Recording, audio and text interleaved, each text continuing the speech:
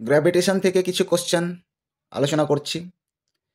প্রথম কোশ্চেনটা, the change in the value of g at a height h from the surface of earth is the same as at the depth of x below the surface of আর্থ।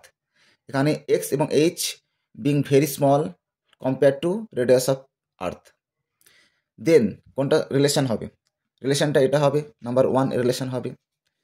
এটা মানে হচ্ছে পৃথিবীর গভীরে এবং উচ্চতায়, কত উচ্চতা এবং কত গভীরে জি এর মানটা একই হবে। অর্থাৎ এরকম বিষয়টা হচ্ছে এখানে দেখিয়েছি।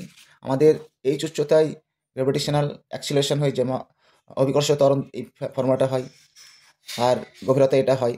এখানে বলছে এখানে আমি মান পুট করি, যদি 1 কিমি উচ্চতায় জি এর মানটা যা হবে, তার মানে এক্স এর মানটা 2 কিলোমিটার গভীরে জি এর মানটা তাই হবে। আবার 2 কিমি উচ্চতায় জি এর মানটা একটু আরও কমবে, তাহলে 4 কিমি গভীরে জি এর মানটা সে একই হবে। আগের তুলনায় কিন্তু কম, কিন্তু এখানে যে দ্বিগুণ বলেছে, এই রিলেশন থেকে হবে। এটা ভালো কোশ্চেন। তারপরে question, an artificial satellite is moving around earth at a height of h and radius of earth is R, velocity of the satellite would be. যদি কাছাকাছি আমার উপগ্রহ হয়ে যায়, তাহলে ফর্মটা হয়ে যায় আমাদের এই ফর্মটা হয়ে যায়। কী করে হয়? এখানে আমি বলতে পারি, এখানে দেখো নাম্বার 2 কোশ্চেনে করা আছে যে কি করা হয়, তাদের অভিকর্ষজ বল বলছি, যে অভিকেন্দ্র বল, গ্র্যাভিটেশন বলের সঙ্গে সমান হয়, সেখানে ভি এর মানটা পুট করলাম, সেখান থেকে ভি পেয়ে গেলাম এটা। এই যে যদি আরটা এইচ এর মানটা আর এর থেকে অনেক কম হয়, এইচ এর মানটা উচ্চতা আর এর থেকে খুবই যদি কম হয়, তাহলে আর প্লাস এইচ ইকস টু প্রায় আর ধরে নিতে পারি। তাহলে এই ভ্যালুটা হয়ে যায় v equals to root over R g. এবার একটা কোশ্চেন আসছে মুক্তিবেগ।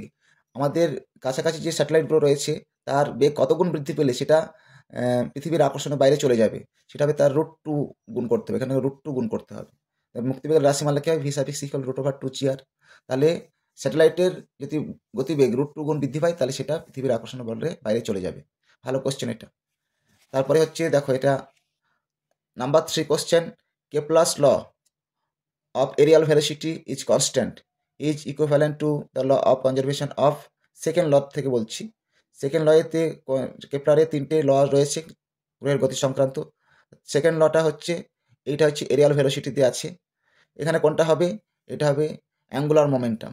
এটা অ্যান্সার হবে angular momentum. DA dt equal to constant, L by angular momentum constant হবে। অ্যাঙ্গুলার মোমেন্টাম কনস্ট্যান্ট হবে, অর্থাৎ প্রত্যেকটা গ্রহের ক্ষেত্রে গতি সংক্রান্ত অ্যাঙ্গুলার মোমেন্টাম কনস্ট্যান্ট থাকবে। এটা খুব ইম্পর্টেন্ট। সেকেন্ড ল থেকে আসে, second law of planetary motion, যেটা কেপলার আছে সেটা। এবার number 4 question, a satellite is moving in a circular orbit of radius R, its orbital time period will be proportional to. Orbital time period কি? T square varies as R cube.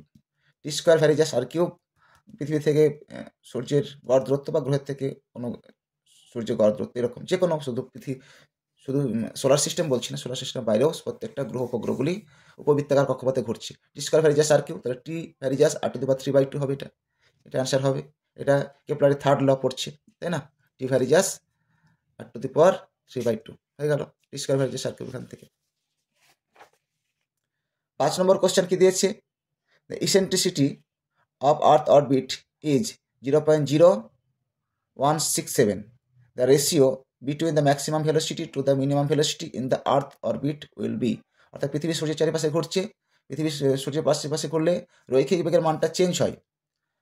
রৈখিক বেগের মানটা change হয়, শীতকালে বেশি, গ্রীষ্মকালে কম থাকে।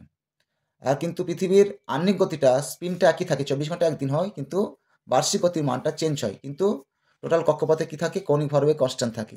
এটা সেকেন্ড ল থেকে পেয়েছিলাম কেপলারের। তো এখানে কি হবে? ম্যাক্সিমাম ভেলোসিটি মিনিমাম ভেলোসিটি বার করার কি আছে? যেহেতু ইলিপ্টিক্যাল অরবিট, উপবৃত্ত কক্ষপথ, তার জন্যে তার উপবৃত্তের ক্ষেত্রে কত হয়ে যায়? ফর্মটা এরকম হয়ে যায়। ম্যাক্সিমাম ক্ষেত্রে GM/A, এটা হচ্ছে আর বলছি, গড় দূরত্ব, 1+E/1 - C। আর মিনিমাম ক্ষেত্রে এখানে দুটোই মাইনাস হবে। ম্যাক্সিমাম মিনিমাম করলে GM/R রুট কেটে যাবে, তাহলে এই পার্টটা হবে 1+E/1 - C, মানটা হবে 1.0339। ক্যালকুলেশন করলে এটা দাঁড়াবে, কোনটা দাঁড়াচ্ছে? 1.3009। এটা হচ্ছে তোমার, এটা অ্যান্সার হবে ক্যালকুলেশনটা করলে। এটা হয়ে গেল। 6 নম্বর কোশ্চেনটা কি আছে? Time period of a simple pendulum inside a satellite orbiting earth will be, time period হবে কি, টাইম পিরিয়ড হবে ইনফিনিটি। কেন ইনফিনিটি? জি এর মানটা প্রায় জিরো, মানে জিরোই ধরতে গেলে। আমরা টাইম পিরিয়ডের ফর্মুলা কি, 2π√L/G। জি এর মানটা প্রায় জিরো, জি এর মানটা জিরো হলে কি হবে, সামথিংকে কোনো কিছু জিরো দিয়ে ডিভাইড করলে সেটা ইনফিনিটি হবে, হয়েছে, ইনফিনিটি হবে। 7 number question, gravitational potential on the surface of earth at any point. Gravitational potential কত হবে, মাইনাস জিআর, মাইনাস জিআর হবে। এটাকে আমি সলভ করেছি, দেখি।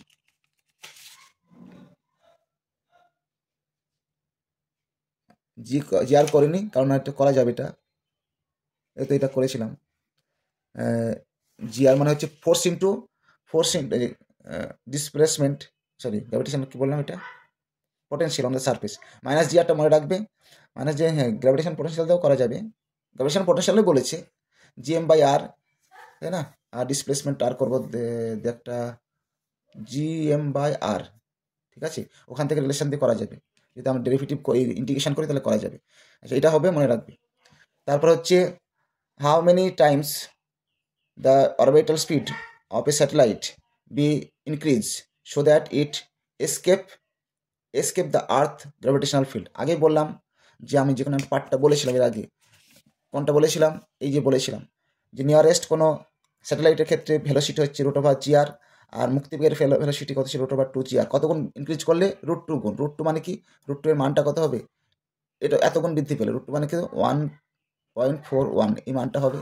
তাহলে কত গুণ বৃদ্ধি পেলে সেটা পৃথিবীর বাইরে চলে যাবে, এটা হবে অপশান বি, অপশান বিটা হবে উত্তর, হয়েছে। তারপর হচ্ছে intensity of gravitational field at the centre of a hollow sphere will be. হলোস্ফিয়ারের ক্ষেত্রে বা পৃথিবীর কেন্দ্রে সবসময় গ্র্যাভিটেশনাল ফিল্ড হবে জিরো, ইন্টেন্সিটি হয়ে যাবে জিরো হয়ে যাবে, বা জি এর মানটাও জিরো হবে, জি এর মানটাই তো গ্র্যাভিটেশনাল ইন্টেন্সিটি পড়ে যাচ্ছে, ঠিক আছে, GM/R²। তাই পৃথিবীর কেন্দ্রে গ্র্যাভিটেশনাল ইন্টেন্সিটি জিরো, হলোস্ফিয়ারের ইন্টেন্সিটি জিরো হবে। এই কটা কোশ্চেন থাক, কোনো যদি মিস্টেক থাকে বলবে সবাই।